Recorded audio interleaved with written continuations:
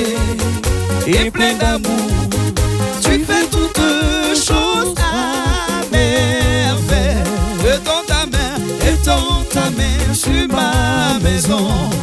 Fais briller sur moi tes rayons. Dans tes bras je me sens si bien. Dieu de bonté et plein d'amour. Tu fais toutes choses à merveille. Étends ta main et bénis-moi. Étends ta main et bénis-moi dans tes bras. Dans tes bras je me sens si bien. Dieu de bonté et plein d'amour. Tu fais toutes choses à merveille. Étends ta main et bénis-moi. Étends ta main et bénis-moi dans tes bras. Dans tes bras je me sens si bien. Dieu de bonté et plein d'amour. Tu fais toutes choses à merveille. Étends ta main et bénis-moi.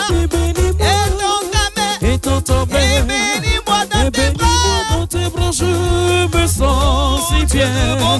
Dieu de bonté et plein d'amour. Tu fais toutes choses à merveille.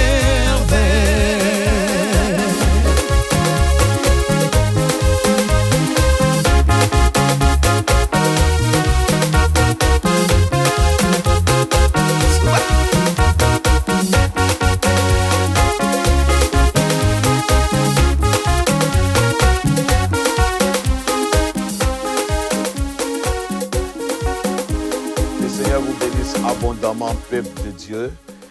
Depuis le lundi, nous avons entamé une série d'enseignements sur l'évangélisation. Vous savez que c'est la semaine nationale d'évangélisation. Aujourd'hui, nous sommes à la journée donc, de l'évangélisation. Nous sommes avec les premiers responsables de la cellule d'évangélisation classique, l'organe chargé de tout ce qui est évangélisation au sein de l'Église méthodiste de Côte d'Ivoire.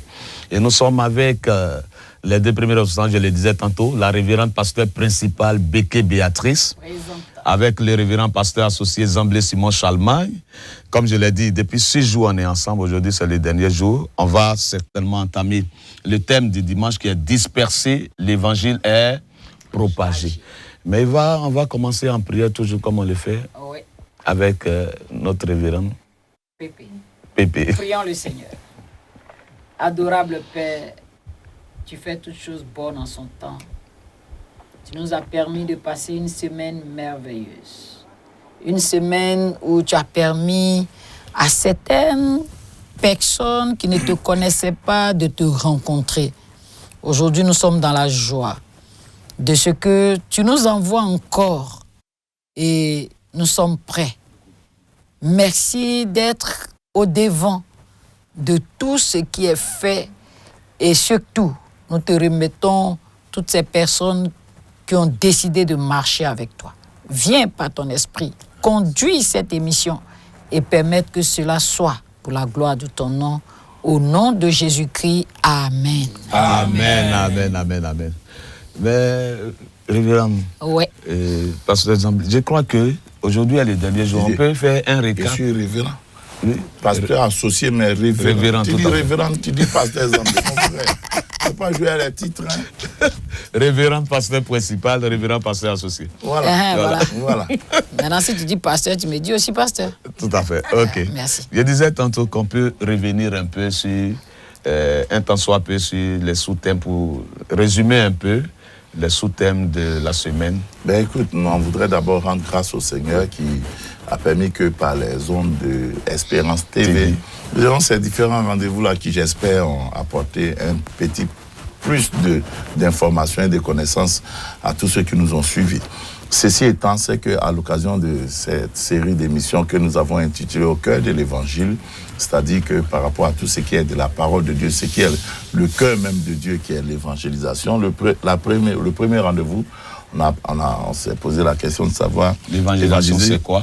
Évangéliser, c'est quoi même? On a défini, on a dit, c'est annoncer la bonne nouvelle de Jésus-Christ.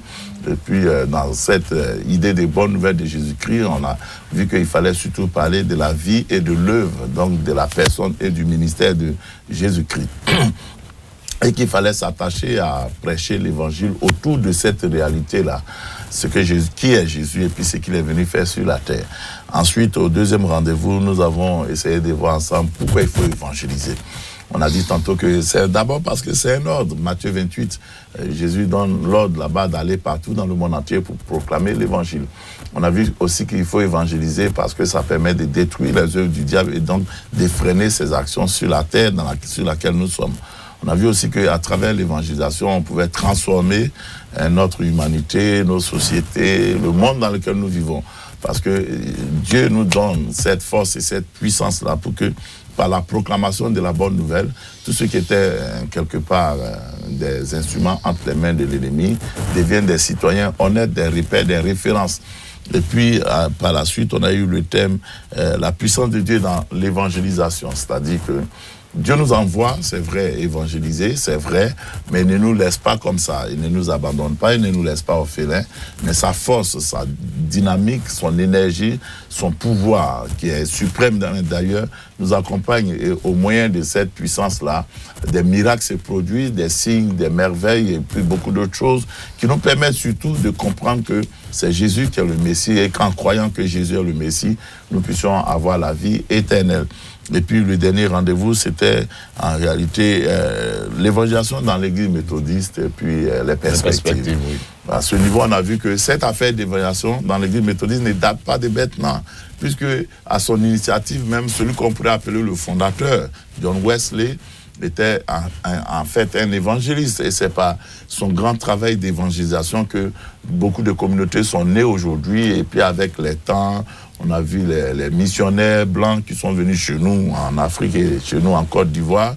Et puis après, nos pères ont continué cette œuvre d'évangélisation, chacun en son temps et avec la force que Dieu lui a donnée. Et puis récemment, disons peut-être hier, on a eu avec à sa tête le bishop honoré Benjamin Boni, qui a été un homme qui a aimé l'évangélisation et qui a boosté l'évangélisation. Et aujourd'hui, nous avons notre bishop Séraphin Moudé qui continue dans cette action d'évangélisation. Donc, l'évangélisation est comme un ADN de l'église méthodiste, quelque chose d'important. On a vu aussi qu'à travers des structures comme la cellule d'évangélisation classique, qui est d'ailleurs la principale structure d'évangélisation, un travail a été fait. Rien n'est parfait, il y a beaucoup qui reste à faire. Et à ce niveau-là, on a parlé un peu des moyens, on a parlé du renouvellement même du potentiel humain de la cellule, de l'implantation des cellules locales, et que l'avantage de tout ça, c'est déjà de garantir l'existence de notre Église au-delà même des prochaines 100 années qui arrivent. Donc voilà, grosso modo, ce qu'on pourrait faire comme résumé de nos différents rendez-vous jusqu'alors. Certainement, la révérende a quelque chose à ajouter. Non, je n'ajoute rien, il a tout dit. Je voulais juste dire merci au Seigneur, merci au district Abidjan Sud qui a accepté d'abriter cette année la Semaine nationale d'évangélisation. Il faut dire qu'en 2025, nous étions dans le district de Yamsokro et Dieu a permis que le travail soit fait là-bas. Cette année, c'est Abidjan Sud qui a accueilli toute l'équipe de l'évangélisation depuis le samedi 8 août. Et vraiment, nous bénissons le Seigneur pour toutes les communautés qui ont accepté non seulement d'héberger, de nourrir et d'accompagner les membres de la cellule d'évaluation classique pour cette semaine d'évangélisation. C'était dans combien de localités? 17 localités. Hein? 18 localités. Et nous bénissons vraiment le Seigneur pour le travail formidable qu'il a été fait. On va faire l'effort de citer quelques. Israël de Trècheville, Cité des Grâces d'Anoumabo, Jourdain de Makori, Cité des Grâces de Nouveau-Koumassi, Bethany Prodomo, Ebenezer Abia Koumassi, Bethesda Abia Beti, Emmanuel Poboué 1, Nouvelle-Jérusalem de Derrière Waf, Canal d'Adjoufou, Immense Grâce de Gonzague, Bethel de Quartier Éléphant. C'est Carmel. Hein, Carmel, voilà, d'Adjoufou. Oui. Immense Grâce de Gonzague, Bethel de Quartier Éléphant, Agbabou et Charles Wesley. Ouais. Voilà. Donc voici toutes les localités qui ont été visitées cette semaine par les membres de la cellule d'évangélisation. On a oublié Adjaï Koubé. C'est pas exprès, c'est venu en dernier raison. On ne cessera jamais de dire assez au district, avec à sa tête le très révérend Isaac Aka, qui nous a vraiment ouvert les bras, ses collaborateurs, les pasteurs, les catéchistes, les conseils. Les gens ont beaucoup fait. Les gens ont beaucoup fait et nous bénissons le Seigneur. C'est ce qu'on a toujours souhaité. C'est qu'en matière d'évangélisation, que tout ce qui est de l'évangélisation, bien qui concerne l'évangélisation, on se mette la main dans la main et puis on travaille pour que la gloire revienne au Seigneur. Pour que les âmes soient sauvées. Je voudrais rassurer aussi les uns et les autres. Les âmes ont été sauvées, elles sont sauvées. Maintenant, le reste là, on a les encadreurs dans les églises locales qui vont faire. Et puis, le principal résultat de l'évangélisation, c'est d'abord pour le ciel. Oui. Maintenant, s'il plaît à Dieu de conduire les âmes maintenant dans les églises locales comme dans notre église, c'est ce qu'on souhaite. Là-bas encore, il y a autre chose. Mais je le dis parce que quelquefois, beaucoup d'âmes sont sauvées. Et puis, bon, c'est pas parce que... Et puis, quelquefois, comme ces âmes ne viennent pas forcément à l'église méthodiste, il y en a qui disent que rien n'a été fait. Beaucoup a été fait. C'est Dieu qui connaît les vrais résultats de l'évangélisation. Même quand on vous donne des statistiques, c'est ce que nous, humainement, on sait, qu'on connaît. Mais à la réalité, Dieu seul sait combien de personnes se sont données à Jésus. Moi, je donne mon exemple. Le jour où j'ai entendu parler, j'ai entendu prêcher l'évangile, c'était un camp de la Sepsi, 3S, je crois, à San Sandra. Et le jour-là, il est au Seigneur maintenant, mon père Adolphe Mambo qui a prêché. Et le thème de son message, j'ai bien retenu, c'était « Tout est permis, mais tout n'est pas utile dans Corinthiens ». Quand il a prêché, ça m'a touché. Et puis, il a lancé l'appel. Il a dit « Tous ceux qui veulent se donner à Jésus, levez-vous, je vais prier pour vous ». Bon, moi, j'étais en première C. À l'époque, là, au lycée de Saint-Pédro, dans tout le sud-ouest, les premières C, c'était les stars, les importants, les intelligents. Elle est périphérie de 5e, 4e, moi, il m'est levé, et puis on dit que non. Ouais, le gars de première C, il s'est levé pour se donner à Jésus. Il dit, moi, mais il ne lève pas. Hein. Toutes les prières qu'ils devaient faire, ils ont fait. Et ce jour-là, j'ai pris la décision. Mais ma décision sera confirmée le dimanche de clôture, quand ils ont demandé l'impression des uns et des autres. Et puis, je me suis levé tranquillement, j'ai dit, moi, je suis venu ici, c'est pas en tant que chrétien. Je ne savais pas par rapport au congé de printemps, là, où partir. Et j'ai vu qu'on paye 1000 francs seulement pour venir ici, mais j'étais un bon païen. À partir d'aujourd'hui, je deviens chrétien. Voilà comment moi je me suis donné à Jésus. Mais celui qui va regarder les statistiques de là où Papa Mambo a prêché, il va dire personne ne s'est donné à Jésus. Or, quelqu'un s'est donné. Donc, pour rassurer les conseils, pour rassurer beaucoup, le travail qui a été fait là, nous rendons toute la gloire au Seigneur. Les Hébreux disaient Alors, donc, aujourd'hui, nous sommes la journée d'évangélisation, la journée nationale d'évangélisation. Révérend pasteur Béké Béatrice, on va certainement revenir sur les thèmes, non? Oui, le thème de la journée est tellement intéressant. Disperser, l'évangile est propagé. Oui. Ça, c'est le thème de la journée. Qu'est-ce qui fait que des groupes ou bien des associations peuvent être dispersés? Qu'est-ce qui les amène à être dispersés? Mais ici, ce qui est intéressant, on dit l'évangile est propagé. On n'a pas dit disperser, chacun est parti manger, chacun allait où il voulait. L'évangile est propagé. Et donc, on va s'appuyer sur le texte de base pour expliquer vraiment ce thème. Actes chapitre 8, nous allons lire du verset 1 au verset 4. Il est dit ceci. Saul avait approuvé le meurtre d'Étienne. Il y eut ce jour-là une grande persécution contre l'église de Jérusalem. Et tous, excepté les apôtres, se dispersèrent dans les contrées de la Judée et de la Samarie. Des hommes pieux ensevelirent Étienne et le pleurèrent à grand bruit. Saul, de son côté, ravageait l'église. Pénétrant dans les maisons, il en arrachait hommes et femmes et les faisait jeter en prison. Ceux qui avaient été dispersés allaient de lieu en lieu, annonçant la bonne nouvelle de la parole. Amen. Amen. Alors, donc voici les tests de base. Acte 8, 1 à 4. Acte des apôtres, c'est l'un des livres de la Bible les plus passionnants. Parce que c'est un livre assez actif et c'est le livre dans lequel on voit la mise à exécution de l'ordre missionnaire que le Seigneur nous a donné. En Actes chapitre 1, verset 8, le Seigneur Jésus, il fait la promesse aux apôtres de recevoir la puissance du Saint-Esprit pour qu'ils soient des témoins. Des témoins même au prix de leur vie, parce que le mot témoin là-bas vient d'un mot grec qui donne en français martyr. Martyra en grec, ça donne en français martyr. Un martyr, c'est quelqu'un qui est prêt à souffrir même au prix de sa vie pour une cause ou bien pour une personne. Et Jésus leur donne la puissance et puis leur donne l'itinéraire de l'évolution de leur travail d'évangélisation. Il dit commencez d'abord par Jérusalem. On pourrait interpréter pour dire qu'il faut commencer toujours son évaluation dans son environnement immédiat. Oui. Ça peut être ta famille ou bien ça peut être là où l'évangile t'a trouvé. Ensuite, en Judée. Donc, au-delà de ton environnement immédiat. La Judée, c'est la région de la Jérusalem. Et puis après, en Samarie. En Samarie, c'est l'autre côté où, quelquefois, on est en opposition par rapport à certaines réalités de la vie vis-à-vis de ceux qui sont là-bas. Par exemple, les Samaritains, ils n'étaient pas d'accord avec les Juifs sur certains critères de religiosité. Jésus a dit à la Samaritaine que... La Samaritaine a dit à Jésus que nous, nos pères, on dit c'est sur la montagne ici. Jésus dit c'est pas sur la montagne, c'est pas à Jérusalem. Donc, à partir de là, il continue il dit au bout de la terre, aux extrémités de la terre. C'est-à-dire là où, normalement, Dieu ne devait pas être connu, Jésus donne sa puissance pour que cette puissance-là accompagne les apôtres pour être des témoins partout, même dans les fins fonds de la terre. Les lieux qui sont considérés comme moins civilisés, moins développés à cette époque-là. Ouais. Et les apôtres reçoivent la puissance du Saint-Esprit d'une façon surnaturelle. Ils parlent la langue. Pierre, qui avait régné Jésus, il prêche.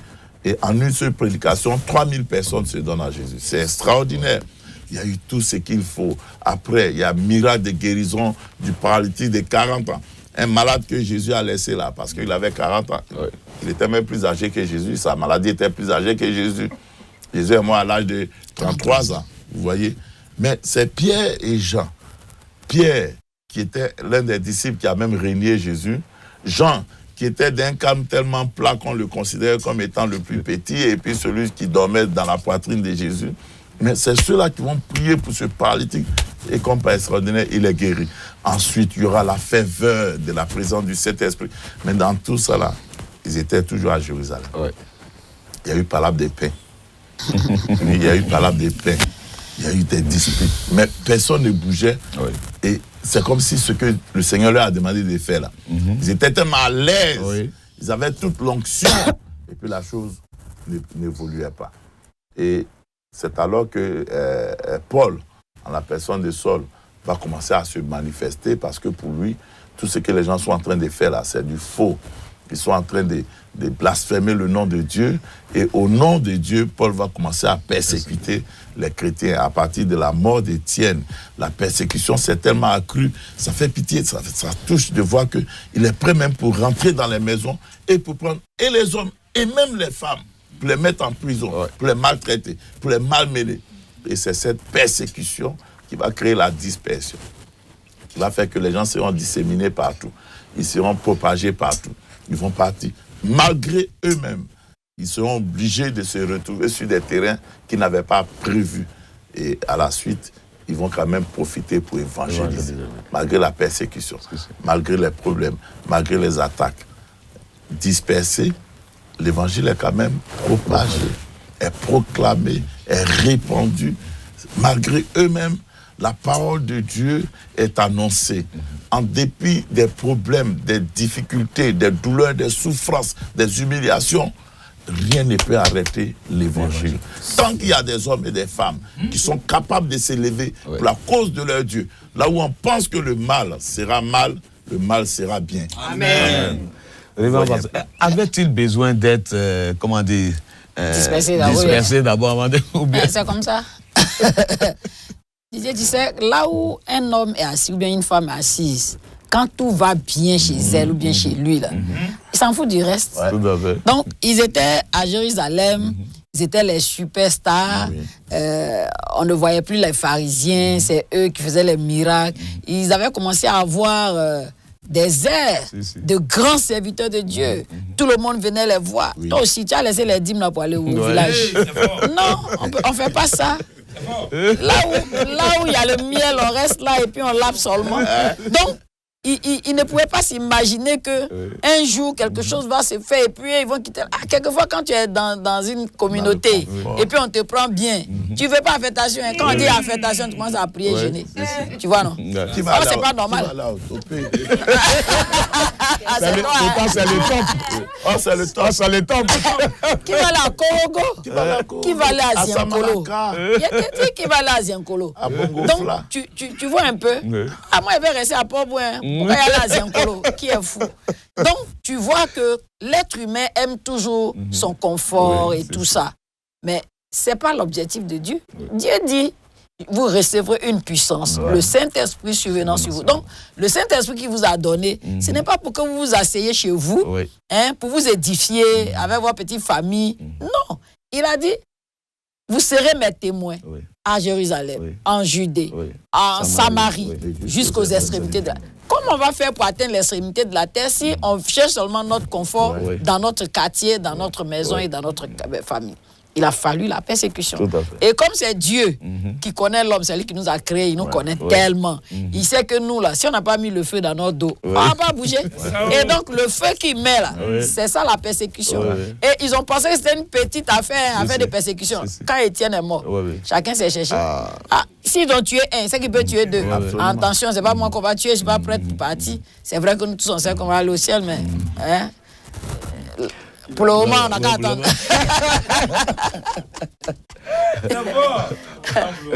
Donc, c'est un peu ça. Moi, c'est-à-dire, pendant qu'ils sont persécutés, on va dire, mais, ils doivent aller, normalement, se cacher. Mais ces nouveaux zèles, ces réveils, c'est comme s'ils se rappelaient de ce que le Seigneur avait dit et puis se mettent à évangéliser. Ils ont expérimenté l'onction de tortue. Tant qu'il n'y a pas le feu, ça ne bouge pas. Il y a beaucoup de communautés qui doivent être dispersées aujourd'hui. Là, on ne dit pas Amen, je reçois. Non, ça, on ne reçoit pas. Mais en fait, remarquez quelque chose. Dieu est au courant de tout ce qui s'est passé. Dieu pouvait les délivrer avec un claquement de doigts. Il n'a pas fait. Parce qu'au-delà de ce qui semblait être leur croix, il y avait une gloire qui devait venir. Amen. Il fallait proclamer l'évangile. Voilà, prenez l'exemple de Philippe. Philippe, celui qui, la révérende à sa sortie, a soutenu. Il y en a qui croient des fois qu'on n'a pas soutenu. Moi, je confesse qu'il était dernier en grec et puis en hébreu, mais il a soutenu quand même. C'est moi-même qui ai écrit mon mémoire. Voilà. Et Philippe, il était dans l'église de Jérusalem. Il avait une onction de miracle. Il avait une grâce de délivrance. Il avait une onction de guérison extraordinaire. Mais il partageait du pain. Tiens un morceau. Diacre. Oui, mais les patrons sont là, lui, il peut Tiens un morceau. C'est quand il y a eu la dispersion, à cause de la persécution, que l'onction et le potentiel qui était là-bas explosé. Et c'est comme s'il a été surpris. C'est pourquoi il dit, il y en a qui doivent être dispersés. Mais personne ne dit, je reçois, c'est ça qui non, on ne peut pas recevoir ça là. Ce qui est intéressant dans l'histoire de Philippe, quand lui, il s'enfuit à cause de la persécution, il s'en va tomber en Samarie, qui est un peuple hostile. Donc, du coup, là, mon frère, il a fait un peu comme les lépreux de l'Ancien Testament, là où je suis venu, là. Ou bien, il m'attrape, il m'attache, ou bien j'essaie ce que j'essaie faire, et puis ça peut me sauver. Et donc, en annonçant l'évangile, quand vous continuez le texte jusqu'au verset 8, vous allez voir que toute la ville était en joie. Pourquoi? Parce qu'il y avait des miracles et des prodiges. Et tout le monde est sorti pour écouter Philippe. Tout le monde est sorti, les malades ont été guéris. Mais si Philippe n'avait pas osé, c'est-à-dire qu'il a fui Jérusalem, il vient en Samarie, il dit, ah, ceux-là, c'est nos ennemis. On ne sait jamais s'ils me reconnaissent en tant que quelqu'un qui vient de Jérusalem, on peut me mettre en prison ou bien on peut me faire ci. Il dit non, attends, il faut que j'ose. Et dans son élan d'oser, voilà que Dieu manifeste sa puissance à travers lui. Il devient sur place là, dans un peuple hostile, un homme important. Ils faisons comme Philippe. Didier, ça aussi, tu vois, ça me rappelle un peu, excusez-moi de le dire, les églises de Gonzague. Beaucoup de communautés à Gonzague sont parties de dispersion pour se répandre. C'est vrai. Comme quoi la dispersion n'est pas toujours quelque chose de négatif. Mais regardez dans le texte, Philippe arrive en Samarie où il y avait déjà un certain... Didier, s'il te plaît, ne dis pas le nom. C'est la Bible. Un Simon le magicien. Dis encore le nom là. Non, pardon. Ils ont déjà entendu. Donc le magicien, oui. Il avait toute la ville sous son autorité. Ça, oui. Cela sous-entend que ce n'était pas un petit magicien. Ouais. Mais quand Philippe arrive, malgré ce qui s'est passé, c'est un peu comme ce que Joseph pouvait dire à ses frères. Vous avez pensé me faire du mal, mais en réalité, vous m'avez fait du bien. Philippe va prêcher, parce qu'il pouvait avoir peur du magicien. Oui. Mais dans la dispersion, il prend un courage nouveau pour prêcher. Nous, chrétiens, les attaques, les persécutions, on ne doit pas les voir comme étant des éléments destructeurs de notre foi. Amen. En réalité, le feu des persécutions va purifier notre foi. Comme l'or brut passe par le feu pour sortir l'or pur. Et c'est alors que la grâce et la gloire de Dieu vont se répandre partout où on est. C'est ce que Philippe a vécu. Il prêche. Le magicien, le fameux Simon, s'est donné à Jésus. Toute la Samarie. Heureusement que les Simons se donnent vite à Jésus. Toute la Samarie s'est donnée à Jésus. Le langage a changé. Les gens disaient que c'est les magiciens qui ont la grande puissance de Dieu. Mais quand ils ont vu Philippe, ils ont reconnu que dans grand, là, il y a plus grand. Il y a des Philippe qui sont assis. Il dit Dieu va disperser. Non, pardon. Là, on a été déjà dispersés. On a de se coller. Laisse-nous aller de l'avant, s'il te plaît. Il y a par exemple dans Matthieu, s'ils ont le temps, ceux qui ont le leçonné, n'ont qu'à lire. Jésus envoie les disciples, mais il sait le danger qui est là-bas. Oh, Dieu qui est là, Dieu est un mystère.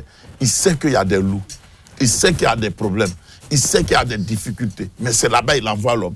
Ce qui est intéressant chez Dieu, il est fidèle. Il ne t'envoie pas pour t'abandonner. Ce qu'il te promet, il le fait. Amen. Quand il t'envoie, c'est qu'il t'a déjà précédé. C'est tout. Oh mon Dieu. C'est ce qu'on appelle peut-être quelque part l'imprévu. Prévu. Parce que nous, on s'est dit que c'est des surprises. J'ai dit, Dieu savait exactement ce que la mort de Étienne allait produire. Et on va voir que les apôtres qui ont, pendant 10 ans, se sont stabilisés à Jérusalem à partir d'une seule action d'attaque, de persécution, ils vont se disperser et l'évangile va partir. La Samarie, ce n'était pas un petit territoire à conquérir.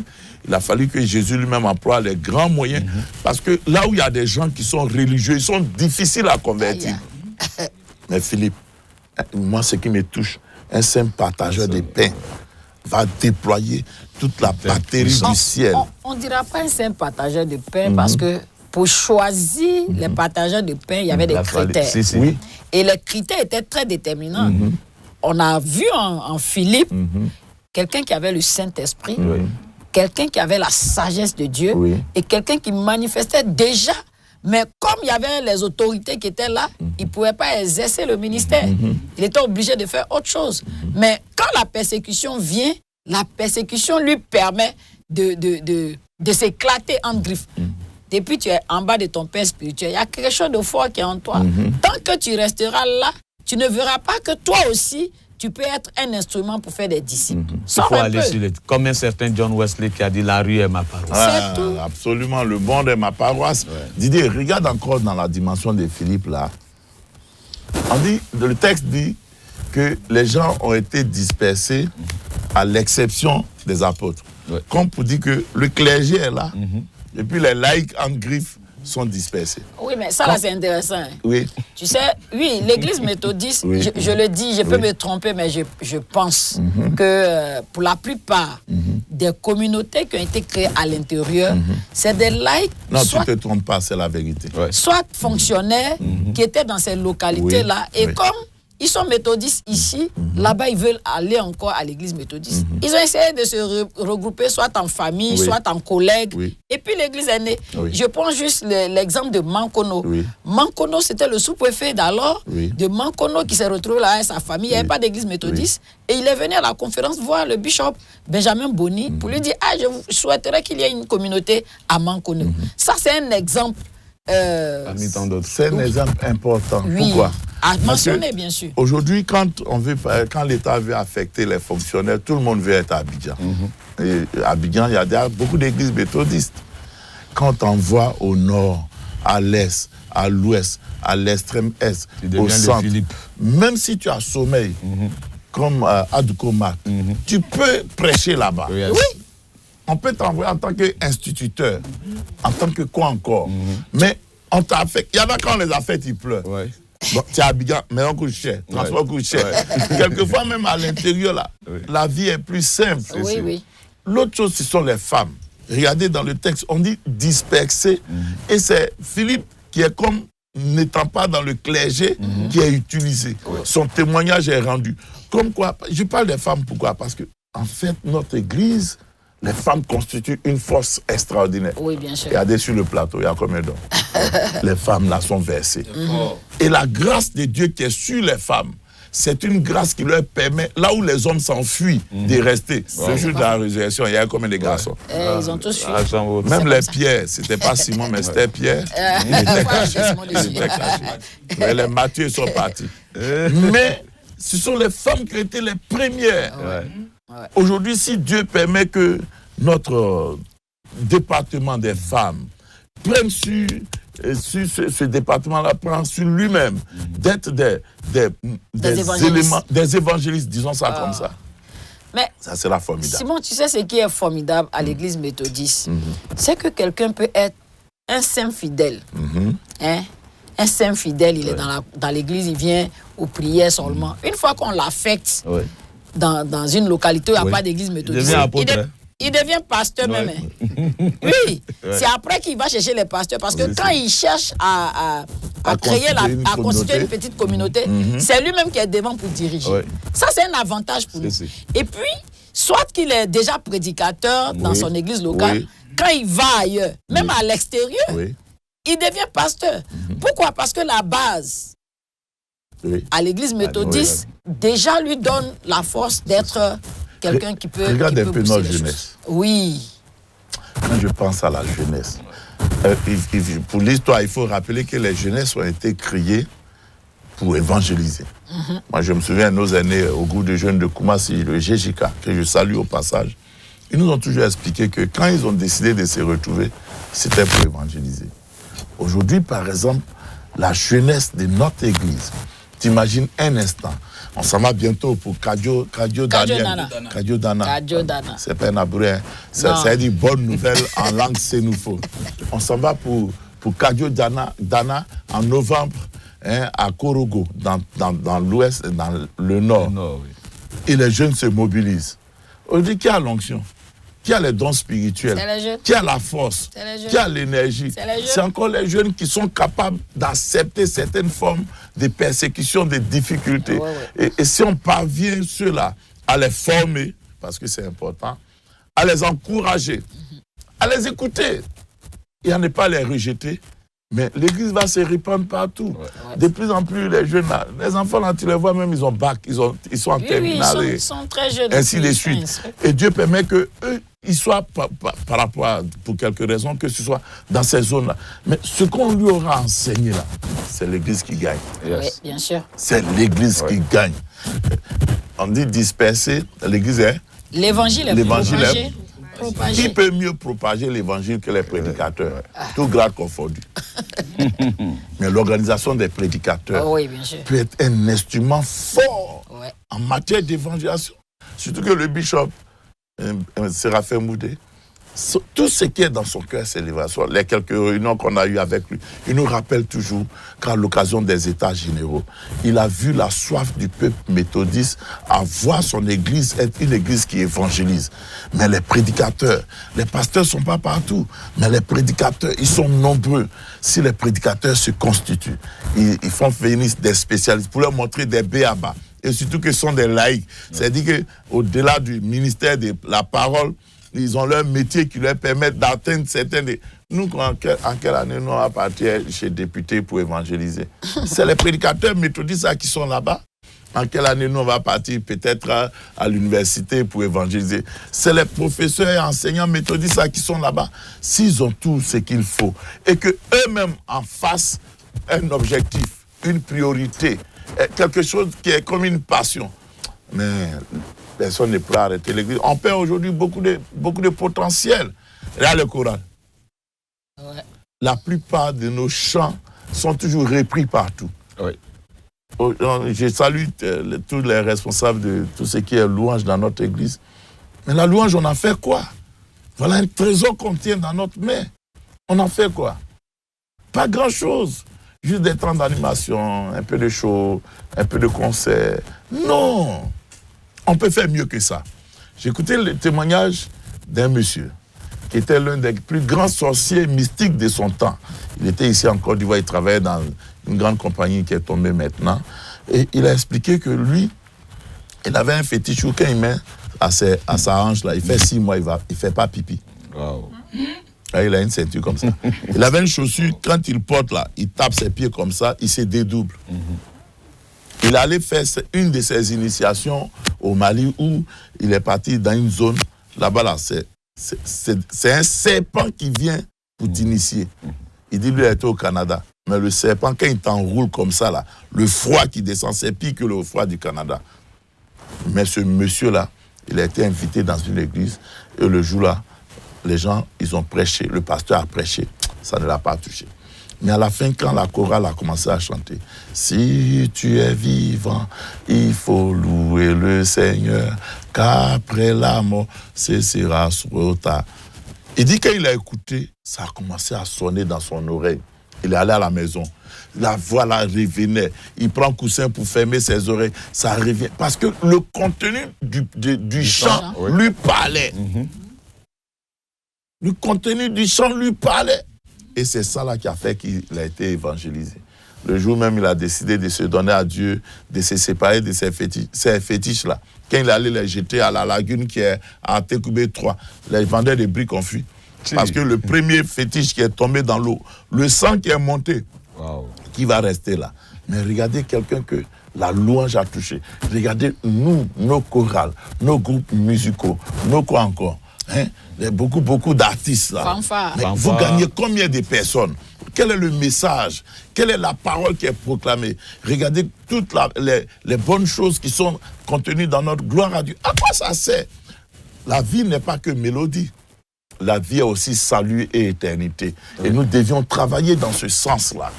Donc on a tout ce qu'il faut.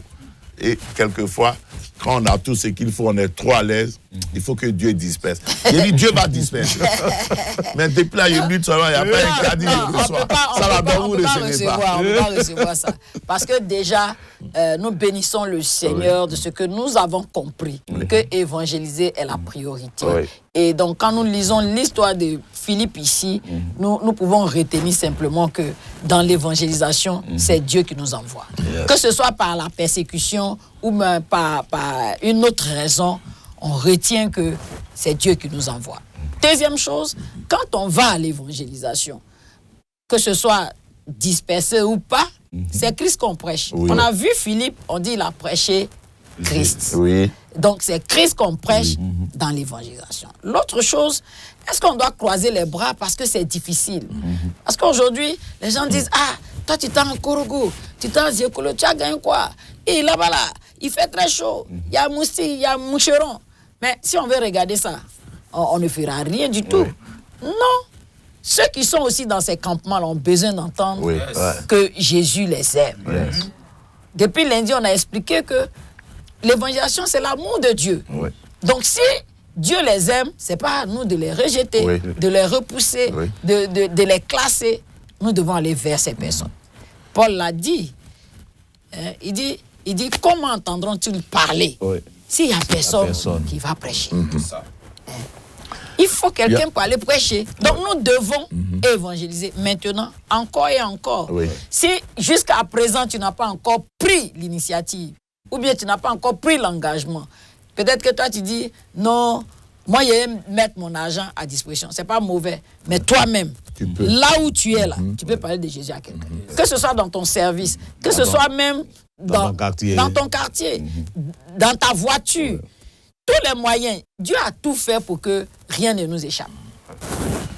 J'ai remarqué quelque chose dans l'expérience de notre Seigneur Jésus, qui est pathétique, hein, qui est touchant. C'est que le jeudi saint, les gens viennent pour arrêter Jésus. Ils prient, ils voient ses ennemis qui arrivent, ils ne fuient pas. Ouais. Bon, on ne sait pas comment, ça c'est pas Simon, c'est Pierre. Pierre a sorti une épée dans ça là, il a coupé l'oreille de Malchus. Et puis Jésus prend l'oreille, il colle. Il dit, toi tu fais quoi comme ça là? Si c'est pour tuer ceux-là, est-ce que mon père, je ne peux pas demander à mon père d'envoyer une légion d'anges? Mais afin que les choses se réalisent, l'espère. Et Jésus voit la mort, il voit le rejet. Il voit comment Israël va se lever contre lui. Comment ceux qui ont été bénéficiaires des miracles tous les jours vont dire crucifier-le. Ouais. Mais ils foncent. Parce qu'au-delà de tout ça, ils voient la gloire. Ouais. J'ai dit, avant la gloire, il y a la croix. Il y a des défis, il y a des obstacles. Si tu ne les affrontes pas, ton témoignage ne peut pas être grand ni glorieux. Nul n'est raison d'avoir peur. Dans la dispersion, on voit les apôtres qui accomplissent le plan et la volonté de Dieu. Et Didier, c'est pourquoi aujourd'hui, moi, je suis libre et très joyeuse de parler du camp Merci. Le camp Merci est parti de quelle idée? Simplement parce que nous avons commencé l'évangélisation et nous avons vu qu'il est important de partager les expériences que nous avons reçues dans l'évangélisation à ceux aussi qui aiment la chose mais qui n'ont pas de plateforme pour apprendre. En créant le camp Merci, Merci qui veut dire méthodiste pour l'évangélisation et la restauration de la Côte d'Ivoire, permettre à tous ceux qui veulent apprendre les techniques d'évangélisation de venir pendant une semaine se faire former. Tous ceux qui ont peur d'évangéliser, de venir écouter des personnes qui aiment la chose. Parce qu'aujourd'hui, nous, ça fait partie de nous. Moi, par exemple, si je n'évangélise pas, je suis malade. Si je ne parle pas d'évangélisation, je ne me sens pas bien. Donc, quelqu'un qui aime la chose, quand tu te frottes à cette personne, toi aussi, tu es contaminé et tu peux aller de l'avant. Le camp a lieu cette année encore. À partir du 23, c'est déjà arrivé. Dieu. Du 23, 20 ans d'expérience. Voilà, du 23 c'est pas n'importe quoi. Hein. Au 29 à Bobako, au quartier général de l'évangélisation. Le thème, c'est 20 sur 20. Parce que le camp sera l'opportunité de faire une sorte de bilan, de dire merci à Dieu, de regarder derrière et de se projeter par rapport à l'avenir. On a dit 20 sur 20, pourquoi? Parce que ça fait quand même 20 ans d'existence de nous, notre présence à la tête et dans l'enceinte de la cellule d'évaluation classique. Et puis ça fera aussi la 20e édition du camp Merci. Aujourd'hui, le camp Merci, on parle d'un camp international. Parce que le camp a effectivement atteint une dimension internationale. Il y a des pasteurs, il y a des prophètes, il y a des docteurs d'autres nations et d'autres églises aussi qui viennent pour se faire former au camp. On partage les expériences. Moi, je voudrais vous encourager à venir au camp. C'est un pas cher, 35 000 francs. Campeur ordinaire, puis VIP, 130 000 francs. Moi, j'ai dit aux gens, quand on dit certaines choses, ils sont un peu dérangés. Mais frère, VIP, là, c'est pour nous aider. Je profite pour lancer l'appel. Tous ceux qui peuvent nous aider, aidez-nous dans l'organisation du camp. Aidez-nous, on en a besoin. Par exemple, au camp, on a les ateliers. Les orateurs principaux du camp cette année, il y a Pasteur Béké, Pasteur Zamblé et Pasteur David Kouyaté. Ce sont des orateurs qu'on connaît pratiquement en Côte d'Ivoire. La grâce que Dieu a déposée sur leur vie. À côté de cela, il y a les orateurs des ateliers. Il y a tous les membres de la cellule qui sont en eux-mêmes des serviteurs de Dieu et des servantes de Dieu. Et je profite pour dire grand merci à tous ceux-là qui, d'une façon ou d'une autre, à un moment de leur vie, ont été des instruments pour le camp et pour l'évangélisation en général.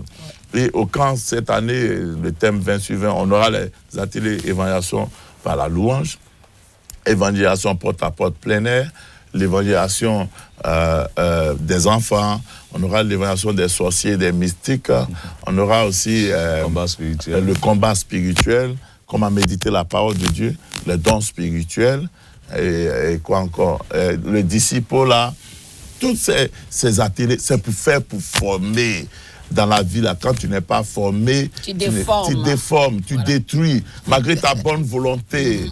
on veut que d'ici quelques années, quand on parle d'évaluation, les gens te considèrent comme un expert, un repère, un bonheur même. Parce que tu as appris et petit à petit, tu mets les choses en pratique. Bon, au camp, je n'ai pas envie de parler de la journée où porte ouverte, où c'est un moment magnifique. Tout le monde dans les t-shirts du camp, des choses qui ne sont même pas chères. 5 000, 10 000, 15 000. Ça ne vaut même pas un bon plat à chicken mini, c'est autre là. Hein? Et puis, il y a aussi le moment où on tire les versets. Moi, c'est la partie que j'aime. Parce que c'est un moment très prophétique. Moi, la partie que j'aime, là, c'est où on rencontre Dieu, là. Dans son sanctuaire. Où tu as 1h15 de prière personnelle. La partie, là. Il y a la veillée du camp. Vous voyez, quelquefois, le bonheur, là. Et puis on va chercher loin. Je pense que le camp Merci, c'est un vrai bonheur pour notre communauté. Il y a aussi les moments où les pasteurs peuvent recevoir les campeurs, prier personnellement pour eux. Et il y a du camp à négliger. C'est l'une des choses que le camp Merci réussit. Quelqu'un ne peut pas payer ses 130 000 et puis va manger un pied de porc. Il mange bien. Il mange bien. Il mange 3 fois par jour. C'est l'un des rares camps où tu manges foutou à bourrer. Bien fait. Il y a Placali aussi, il faut ajouter ça. Oui, il y a Placali aussi. On peut rappeler un peu les besoins du camp. Oui, le camp coûte très cher. Et pour cela, si tu as les petits déjeuners, là, comment on appelle ça? Oui, les sucres et autres là. Tu peux nous donner. Oui. Tu peux nous donner du riz. Oui. Actuellement, il y a besoin de 2 bœufs. OK. Il ne faut pas qu'on oublie ça. Les camps précédents, on offre les bœufs et puis ça nous fait beaucoup de bien. Tu peux nous offrir un bœuf. Ouais. Tu peux nous offrir, enfin, tout ce que le Seigneur te met à cœur. Oui. Tu aimes la chose. Ça peut être en nature, ça peut être en espèce. Tu n'as pas le temps de venir au camp. Tu peux payer le camp de 2 ou 3 personnes. Oui. Et moi, je voudrais t'encourager à payer le camp de nos frères de Korogo.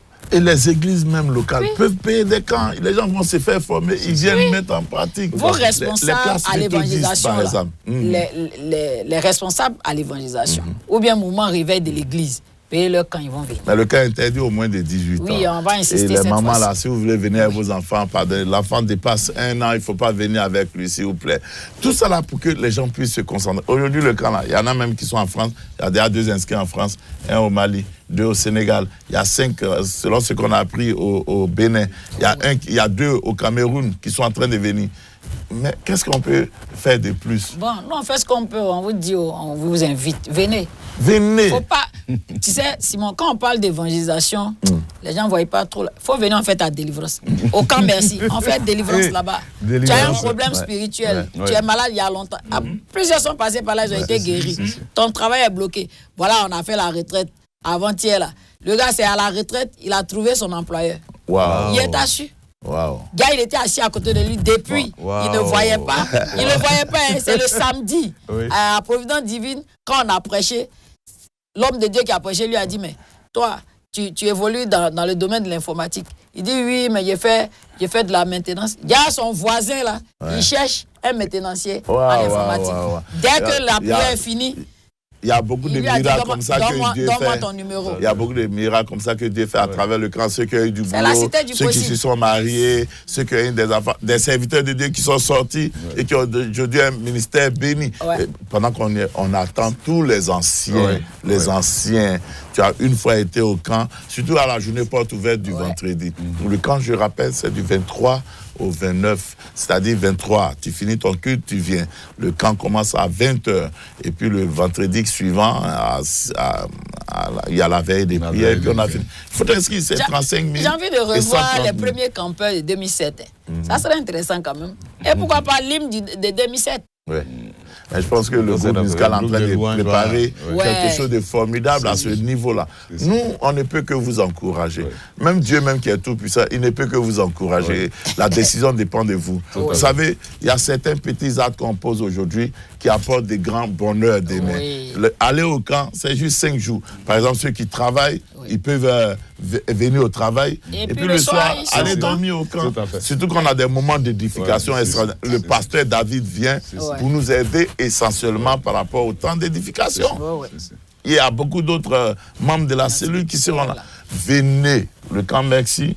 Je voudrais insister encore pour quelqu'un qui peut payer pour d'autres personnes à venir. C'est le témoignage du DGA de l'INP, de Yamoussoukro. L'année dernière, nous étions là-bas. Et il a regardé dans l'église, il a vu une jeune fille. Il dit, mais celle, on doit l'aider. Il a dit, il a payé son camp VIP, son transport, tout. Il a mis dans sa main. On cherche des gens qui peuvent faire des choses comme ça. Venez au camp, merci. C'est quelque chose de formidable. Nous voulons donc dire merci à la révérende pasteur principale, au révérend pasteur associé. Pour cette semaine d'enseignement. Nous croyons que ces enseignements ont été... Merci aux membres de la cellule. Merci aux membres de la cellule, tout à fait. On a oublié un truc. Nous là, on a une médaille. L'église a reconnu nos efforts, c'est vrai. Seigneur, merci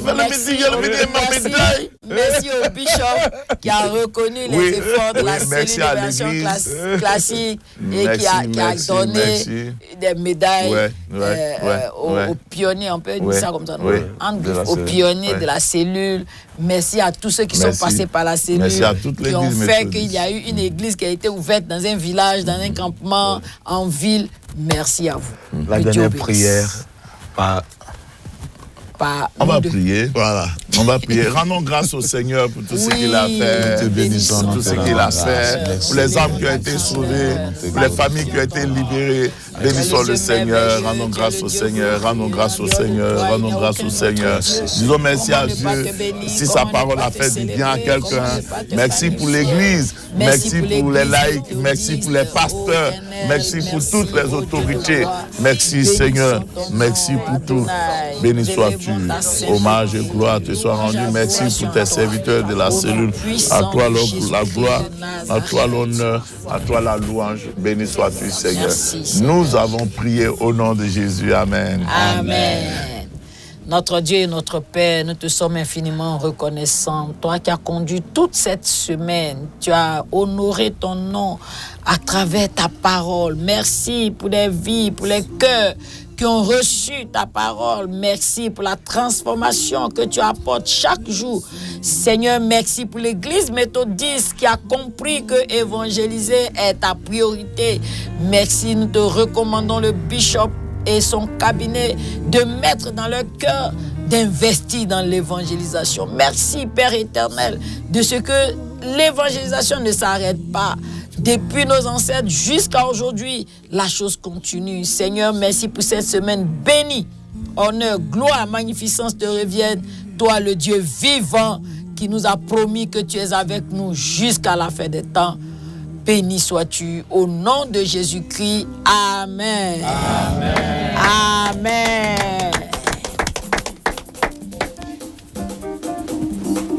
Et fais-moi traverser ma mère et dis-moi, je m'attendais à un ancien hymne. C'est toi ma victoire. Prends ma main, mon sauveur, prends ma main et fais-moi traverser. Prends ma main et dis-moi, maman, vers toi. C'est toi ma victoire. Je ne sais pas marcher en Dieu. Les hommes envahissent. Oui, je ne sais pas nager, mon Dieu. Les hommes envahissent. Oui, prends ma main, mon sauveur, prends ma main et fais-moi traverser. Prends ma main et tire-moi vers toi. C'est toi ma victoire. Prends ma main, mon sauveur, prends ma main et fais-moi traverser. Prends ma main et tire-moi vers toi. C'est toi ma victoire. Eh ben, proclamerai ton nom, partout j'irai, je proclamerai ton nom, partout j'irai, je proclamerai ton nom, partout j'irai, je proclamerai ton nom. Oh, je proclamerai ton nom, partout j'irai, je proclamerai ton nom. Oh, je proclamerai ton nom, je proclamerai ton nom. Seigneur, partout j'irai, je proclamerai ton nom. La gole iyo ao iyo laga, la gole iyo laga, la gole iyo ao iyo laga, la gole Ayo, la